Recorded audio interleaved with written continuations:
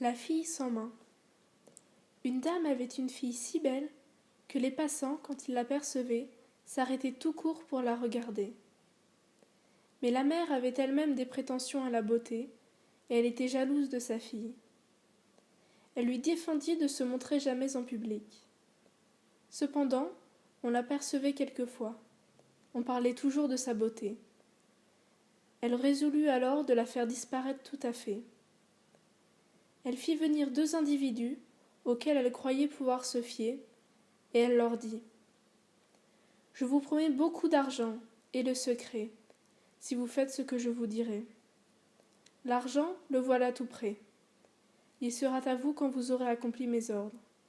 Acceptez-vous ? » La somme était considérable. Ceux à qui elle s'adressait étaient pauvres. Ils acceptèrent. « Vous jurez de faire tout ce que je vous dirai ? » ?»« Nous le jurons. » »« Vous emmènerez ma fille, vous la conduirez dans une forêt loin d'ici, et là, vous la tuerez. Pour preuve que vous aurez accompli mes ordres, vous m'apporterez non pas seulement son cœur, car vous pourriez me tromper, mais aussi ses 2 mains. » Les hommes se récrièrent. « Vous avez promis, leur dit-elle. Vous ne pouvez plus vous dédire. De plus, vous savez la récompense qui vous est réservée. Je vous attends dans 8 jours. » Les voilà donc partir avec la jeune fille. On lui dit qu'il s'agissait de faire un petit voyage dans l'intérêt de sa santé. Elle fut bien étonnée du choix de ses 2 compagnons de voyage, mais le plaisir de voir du nouveau lui fit oublier cette circonstance. Elle les suivit donc sans inquiétude. Quant à eux, ils ne laissaient pas d'être troublés. La jeune fille s'était toujours montrée bonne envers eux. Elle leur avait rendu divers petits services. Il était bien pénible d'avoir à lui ôter la vie. On chevauche dans les bois. On arrive enfin à un endroit bien désert. Les hommes s'arrêtent et font connaître à la jeune fille l'ordre de sa mère. « Est-ce que vous aurez la cruauté de me tuer ? » leur demanda-t-elle. « Nous n'en avons pas le courage. Mais comment faire ? Nous avons juré de rapporter à votre mère votre cœur et vos mains. Le cœur, ce ne serait rien, celui des bêtes ressemble à celui des hommes. Mais vos mains, nous ne pouvons tromper votre mère là-dessus. Eh bien, coupez-moi les mains et laissez-moi la vie. » On tue un chien, on lui enlève le cœur, cela suffira. Quant aux mains, il faut bien se résoudre à les lui couper.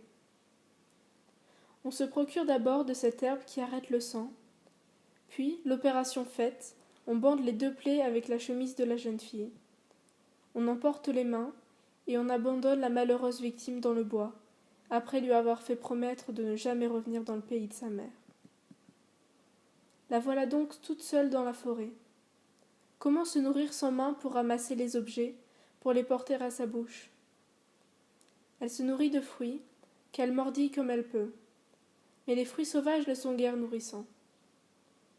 Elle rentre dans le jardin d'un château, et là, elle mordit les fruits qu'elle peut atteindre, mais n'ose se montrer à personne. On remarque ces fruits mordillés. Presque tous ceux d'un poirier y sont déjà passés. On se demande qui a pu faire cela. Un oiseau peut-être ? Mais encore quel oiseau ? On fait le guet.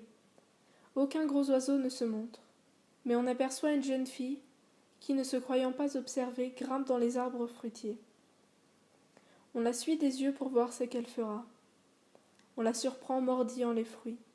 « Que faites-vous là, mademoiselle ? » ?»« Plaignez-moi, répondit-elle, en montrant ses 2 bras privés de main.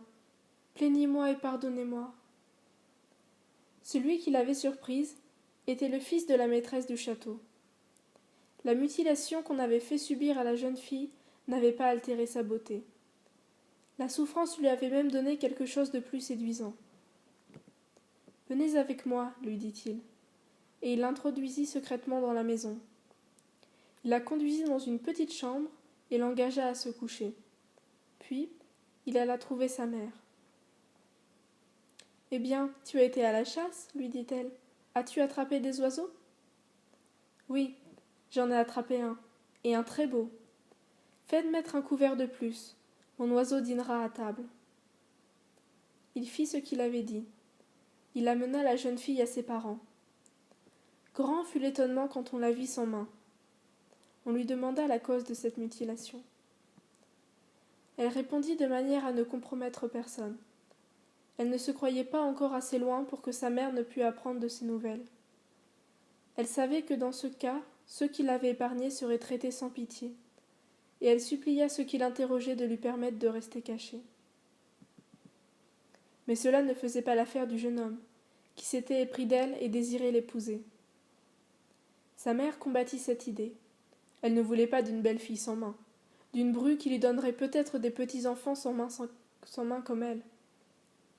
Le fils insista, et il insista tellement que sa mère lui dit « Épouse-la si tu veux, mais c'est bien contre mon gré. »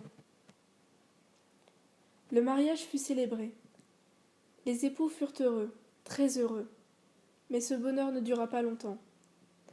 Bientôt après, le mari fut obligé de partir pour la guerre. Ce fut avec de vifs regrets qu'il se sépara de son épouse, et il recommanda qu'on lui envoyât souvent de ses nouvelles. Quelques mois après, un serviteur vint lui apprendre que sa femme lui avait donné 2 beaux garçons.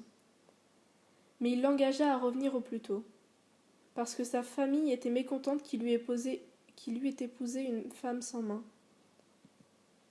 Revenir, il ne le pouvait pas.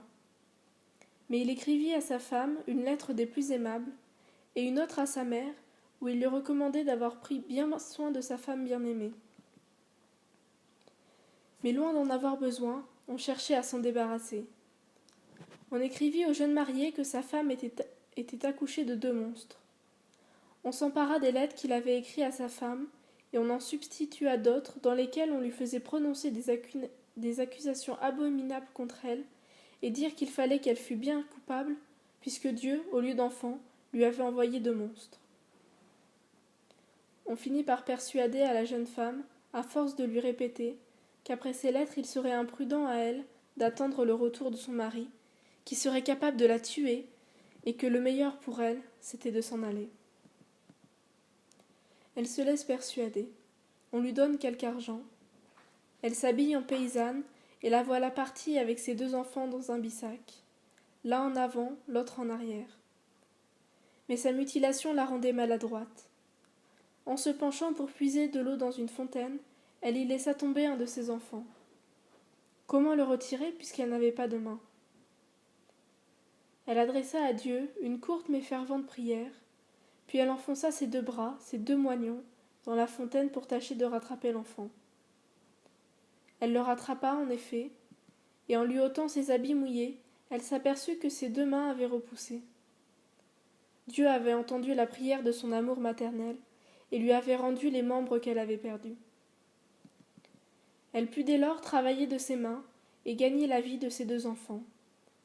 Elle vécut ainsi 12 longues années. Quand son mari revint de la guerre, sa première parole fut pour elle. Sa mère fut tellement furieuse de voir que malgré tout ce qu'on lui avait dit contre sa femme, il l'aimait encore, qu'elle faillit se jeter sur lui pour le battre. Il la laissa dire et demanda qu'on lui rendît sa femme. Le fait est que personne ne savait ce qu'elle était devenue. Il pensa qu'elle ne devait pas être morte cependant, et il se mit en voyage, décidé à la retrouver en quelque endroit qu'elle se fût retirée. Il s'adressait à tout le monde pour avoir des renseignements. Un jour, il rencontra un petit garçon, émerveillé et intelligent qui l'intéressa. Il lui demanda quelle était sa maman. L'enfant répond que sa maman a été longtemps sans main, qu'il a un frère du même âge que lui, et, apercevant son frère, il l'appelle. « Viens, lui dit-il, voici quelqu'un qui s'intéresse à nous et à notre mère. » Le second enfant était aussi aimable et aussi intelligent que le premier. Le voyageur les interroge sur leur vie passée. Tous les renseignements coïncident. Il ne doute pas qu'il n'ait trouvé sa famille. « Et votre mère, mes enfants, où est-elle ? Allez me la chercher bien vite. » La mère, qui était à un étage supérieur, s'empresse de descendre. Il la reconnaît tout de suite, malgré ses 12 années de séparation. On s'explique, on s'embrasse, On retourne au pays, on se réinstalle au château. Réconciliation générale. Pas pour tous, cependant. La méchante mère, qui avait froidement ordonné de mettre sa fille à mort, fut enfermée dans un souterrain et dévorée par les bêtes.